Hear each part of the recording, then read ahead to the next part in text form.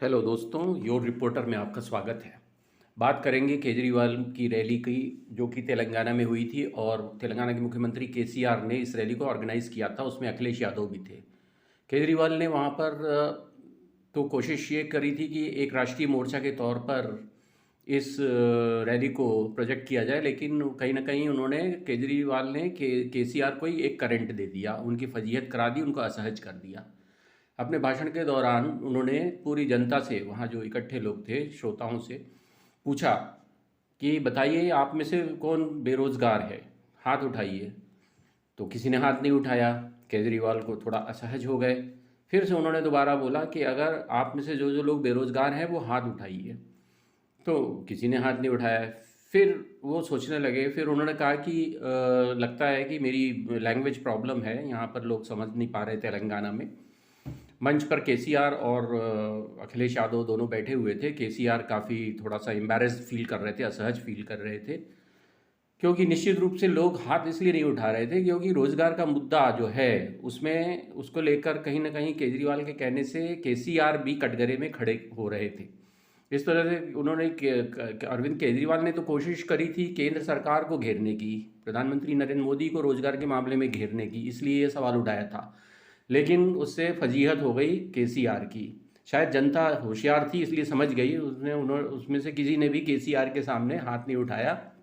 केजरीवाल ने इसे language problem कह करके किसी तरीके से अपना बचाव किया, क्योंकि किसी ने हाथ नहीं उठाया। बाद में उनको समझ में ज़रूर आया होगा, लेकिन कहीं ना कहीं इससे केसीआर को एक एम्बैरेसिंग सिचुएशन में केजरीवाल ने डाल दिया, क्योंकि रोज़गार के मुद्दे पर वो जानते हैं कि ये राज्य का भी मामला होता है। दिल्ली में रोज़गार देने के नाम पर उन्होंने गुजरात में काफ़ी प्रचार किया था। उन्होंने दावा किया था कि दिल्ली में हमने बहुत सारे लाखों बेरोजगारों को रोजगार दिया। तो अपनी ही पीठ थपथपा रहे थे गुजरात में, इसका मतलब पूरे चुनाव में।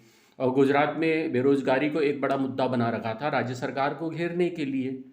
तो इससे ये तो साबित होती है कि केजरीवाल को पता है कि रोजगार के मुद्दे पे अगर कोई सवाल खड़ा कर रहे हैं, जनता से पूछ रहे हैं कि आप में से कितने बेरोजगार हैं, तो कहीं ना कहीं वो राज्य सरकार को भी घेर रहे हैं। तो ऐसे में जिस मंच से उन्होंने साझा रैली की तेलंगाना के मुख्यमंत्री के चंद्रशेखर राव के साथ, तो वहाँ पर इस तरीके का सवाल उठाना ही अपने आप में केसीआर यानी के चंद्रशेखर राव तेलंगाना के मुख्यमंत्री पर भी सवाल उठाना था।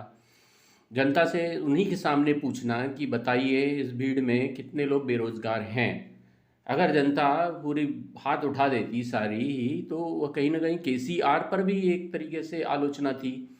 और क्या केजरीवाल ये समझ नहीं रहे थे? कुछ जानकार तो ये मानते हैं कि केजरीवाल ने ऐसा सवाल वहाँ से जानबूझकर भी उठाया हो सकता है, क्योंकि वो राष्ट्रीय राजनीति में 2024 के लोकसभा चुनाव से पहले अपने आप को केंद्र बिंदु में लाना चाहते हैं। और किसी भी साझा रैली के दौरान वो नहीं चाहते हैं कि किसी भी राजनेता, चाहे वो के चंद्रशेखर राव हों या अखिलेश यादव हों, उनके सामने कहीं से कहीं कम ना हो। और वो निश्चित रूप से अपने आप को काम के मामले में सर्वश्रेष्ठ साबित करने की कोशिश करते हैं। वो ये साबित करना चाहते हैं कि दिल्ली में रोजगार के मुद्दे पर उन्होंने बहुत काम किया है, बाकी राज्य सरकारें इसमें पीछे हैं। तो केंद्र में मोदी सरकार को रोजगार के मामले में घेरने के चक्कर में तेलंगाना की रैली के दौरान उस मंच से जहां केसीआर मौजूद थे, राज्य सरकार पर भी उन्होंने निशाना साध दिया। लोगों से पूछ बैठे कि बताइए आप में से कितने लोग अभी भी यहाँ पर बेरोजगार हैं। इसका मतलब स्टेट राज्य सरकार की रोजगार को लेकर नीतियों पर भी सवालिया निशान खड़े हो जाते।